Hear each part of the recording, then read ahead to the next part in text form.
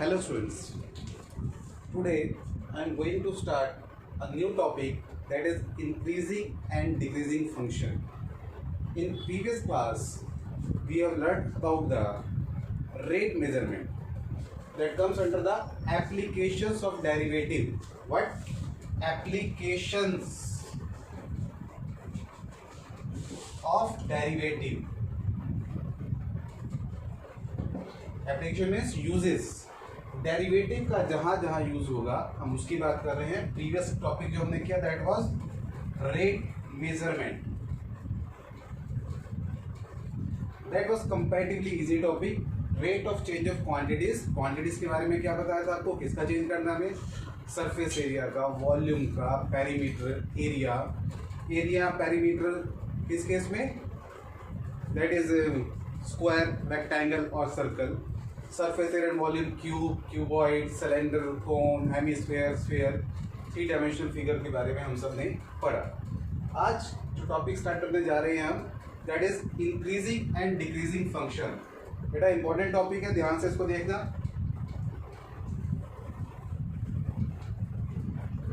इसको स्टार्ट करने से पहले एक ग्राफ बनाता हूं मैं. वो ग्राफ है F of X is equal to sine X. किस इंटरवल में? जहां x बिलोंग करता है 0 से लेकर 2 पाई के बीच में. क्योंकि अगर मैं इंटरवल नहीं चूज करूंगा तो इनडेफिनेटली वो इंक्रीज करता जाएगा वेव की तरह. ये ग्राफ है 0 से लेकर 2 पाई के बीच में. 0 से लेकर 2 pi. Maximum value 1, minimum value -1. ये pi by 2 and 3 pi by 2. F of X equal to sine X का ग्राफ है 0 से लेकर 2 पाई में. टॉपिक है हमारे पास increasing and decreasing function. In Hindi increasing का मतलब जहां जहां ये बढ़ रहा है फंक्शन. ग्राफ को देख के मुझे ये मालूम चल रहा है 0 से पाई बाय 2 ये वो पार्ट है जहां पे ये ग्राफ इंक्रीज हो रहा है. इंक्रीज का मतलब एक्स की वैल्यू को अगर मैं इंक्रीज कर रहा हूं तो y की वैल्यू, y क्या है हमारे पास? F of X. अगर डोमेन इंक्रीज कर रहा हूं तो रेंज भी हमारे पास बढ़ती चली जा रही है. That is for increasing part. तो 0 से लेकर पाई बाय 2 वो इंटरवल था. सिमिलरली 3 पाई बाय 2 से लेकर 2 पाई, 3 पाई बाय 2 से लेकर 2 पाई भी वो इंटरवल है. यूनियन दिखा दिया. इन दोनों पार्ट के अंदर ये फंक्शन इंक्रीज कर रहा है. कैसे वाला इंक्रीज कर रहा है? देख रहे हैं हमें कि लाइन ऊपर जा रही है. इंक्रीजिंग स्लोप है इसका. स्लोप किसका है? स्लोप बेसिकली कर्व का नहीं होता, उसके ऊपर जो प्लेस करते हैं टेंजेंट उसका होता है. आएंगे फर्दर उस बात पे भी, टेंजेंट, स्लोप ऑफ टेंजेंट क्या होते हैं. बट फिलहाल ग्राफिकली मैं आपको ये दिखा रहा हूँ 0 से पाई बाय 2 के बीच में इंक्रीज हो रहा है फंक्शन. 3 पाई बाय 2 और 2 पाई के बीच में भी इंक्रीज हो रहा है. इंक्रीज के लिए मैं एक अपवर्ड एरो लगा देता हूँ यहाँ पर. डिक्रीज कहाँ से कहाँ तक हो रहा है? पाई बाय 2 से लेकर 3 पाई बाय 2 में ये डिक्रीज हो रहा है. पाई बाय 2 से लेकर 3 पाई बाय 2 में डिक्रीज हो रहा है. गिर रही है लाइन. मतलब मैं x की वैल्यू को इंक्रीज कर रहा हूं लेकिन y की वैल्यू डिक्रीज होती चली जा रही है. तो ये डिक्रीजिंग इंटरवल हो गया. नाउ अगेन क्वेश्चन क्या था? मान लेता हूं यही क्वेश्चन था. Find the interval in which the function is increasing और decreasing subjected to x belongs to 0 to 2 पाई.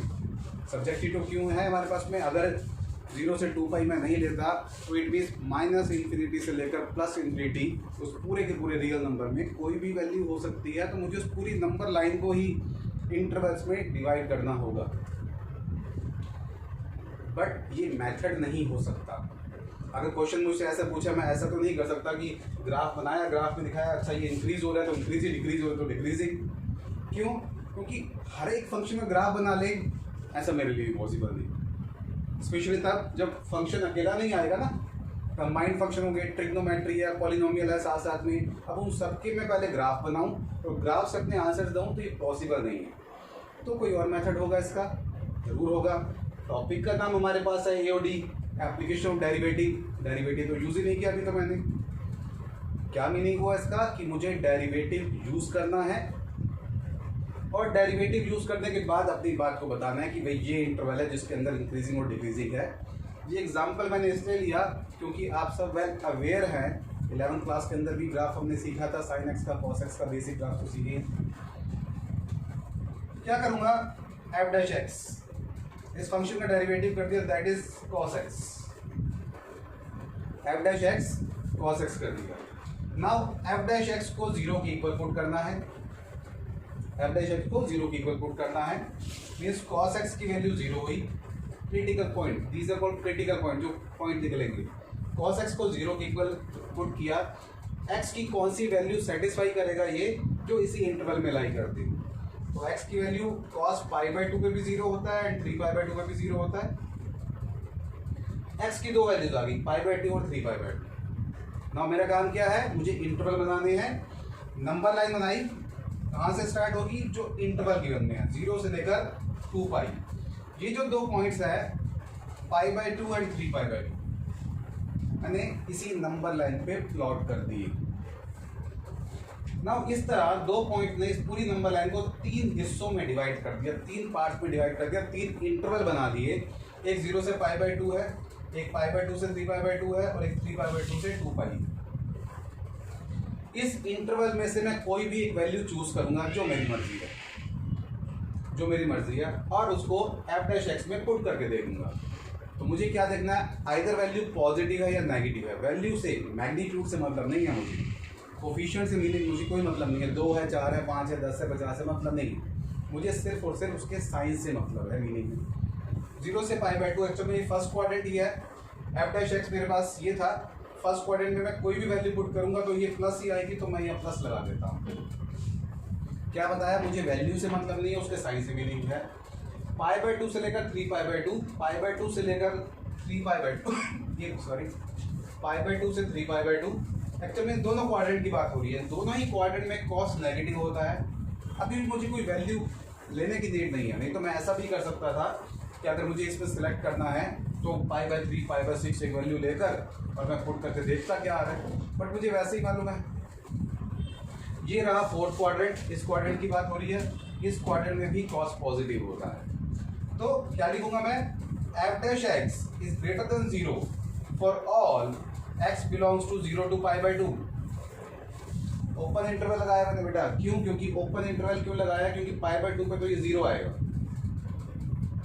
या मैं क्लोज लगा सकता हूँ, बट वो फर्दर हम इंक्रीजिंग और स्ट्रिक्टली इंक्रीजिंग में जब डिफरेंस करेंगे तब बात करेंगे। अभी फिलहाल 0 to π/2 मैंने ओपन इंटरवल लगाया।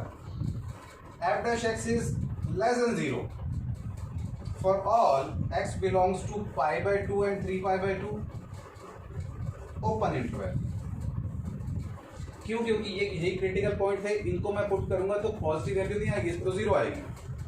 और जो लास्ट मैंने लगाया, F dash X is greater than 0 for all x belongs to 3π/2 to 2π।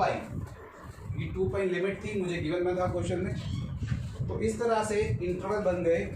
मुझे क्या बताना था, इंक्रीजिंग या फिर स्ट्रिक्टली इंक्रीजिंग, डिक्रीजिंग या फिर स्ट्रिक्टली डिक्रीजिंग। जो स्ट्रिक्टली वर्ड मैं साथ में यूज़ कर रहा हूँ उसका मीनिंग हम फर्दर डिस्कस करेंगे, फिलहाल तो सिर्फ ये बता रहा हूँ। तो जिस इंटरवल की बात की थी, हमसे क्वेश्चन पूछा गया था, find the interval in which the function is strictly increasing और इंक्रीजिंग, स्ट्रिक्टली डिक्रीजिंग और डिक्रीजिंग। तो यही जो मेरे आंसर्स आए थे कि 0 से π/2 यूनियन 3π/2 से 2π, ये वो इंटरवल है जिसके अंदर ये फंक्शन इंक्रीजिंग है, और π/2 से लेकर 3π/2 ये फंक्शन डिक्रीजिंग है। मैं ये अपवर्ड और डाउनवर्ड एरोस का यूज़ कर लेता हूँ, बट आपने एरोस की जगह आप इंक्रीजिंग और स्ट्रिक्टली इंक्रीजिंग लिखेंगे, डिक्रीजिंग और डिक्रीजिंग लिखेंगे। क्लियर है? यहाँ तक का ये टॉपिक है, एक बार दोबारा से रिवाइज करते हैं। देखो क्या हुआ, फंक्शन था F of X equal to sine X, X belong करता है इस इंटरवल में। मैंने क्या किया, इसका ग्राफ बनाया 0 से लेकर 2π में ये ग्राफ होता है। मैक्सिमम वैल्यू 1 है, मिनिमम वैल्यू 1 है, मतलब ये ग्राफ इसी के बीच में ऑसिलेट करेगा जहाँ तक भी मुझे जाना है। बट मैंने 0 से 2π चूज़ किया कन्वीनियंस के लिए, क्योंकि आपको ये दिखाना था। तो ये बताया कि जहाँ पर ये इंक्रीज हो रहा है ये इंक्रीजिंग है, जहाँ ये गिर रहा है वो डिक्रीजिंग पार्ट है, ये इंक्रीजिंग पार्ट है। लिख के दिखाया 0 से π/2 यूनियन 3π/2 से लेकर 2π। ये कहाँ से देखा मैंने, ग्राफिकली। मैंने ये भी बताया ग्राफिकली हमें नहीं करना, फिर ये बताया आपको। गिर कहाँ रहा है, पाई बाय 2 से लेकर 3 पाई बाय 2, तो इसमें ये डिक्रीज हो रहा है हमारे पास में। मेथड क्या है हमारे पास, एल्गोरिथम क्या है करने का। सबसे पहला काम मुझे इसका डेरिवेटिव करना है। किसका डेरिवेटिव, फंक्शन का, एफ ऑफ एक्स का derivative F dash x cos x. उसके बाद एफ डैश एक्स को 0 के इक्वल पुट करके क्रिटिकल पॉइंट्स फाइंड करने हैं। कॉस एक्स 0, दो वैल्यूज आएंगी पाई बाय 2 3 पाई बाय 2, इन दोनों पे ही कॉस की वैल्यू 0 होती है।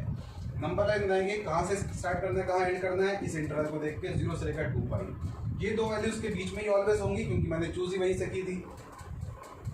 इस तरह इसने नंबर लाइन को 3 पार्ट्स में डिवाइड कर दिया। हर एक पार्ट में से एक वैल्यू चूज करनी है, हमारी मर्जी है कोई भी, और उसको एफ डैश एक्स में पुट करना है। अगर वो पॉजिटिव आएगा तो प्लस लगा दो, नेगेटिव आएगा तो माइनस लगा दो। तो पॉजिटिव को फिर ऐसे शो करना है हमारे पास कि इस इंटरवल में ये पॉजिटिव आता है और नेगेटिव आता है, पॉजिटिव वाले इंक्रीजिंग और नेगेटिव वाले डिक्रीजिंग। तो ये आपका आज का टॉपिक था इंक्रीजिंग एंड डिक्रीजिंग फंक्शन का। नेक्स्ट क्लास के अंदर इसको मैं आगे कंटिन्यू करूंगा स्ट्रिक्टली वर्ड के साथ में, कैसे हम इसको स्ट्रिक्टली इंक्रीजिंग या डिक्रीजिंग बोलते हैं, और हम नेक्स्ट टॉपिक करेंगे फिर।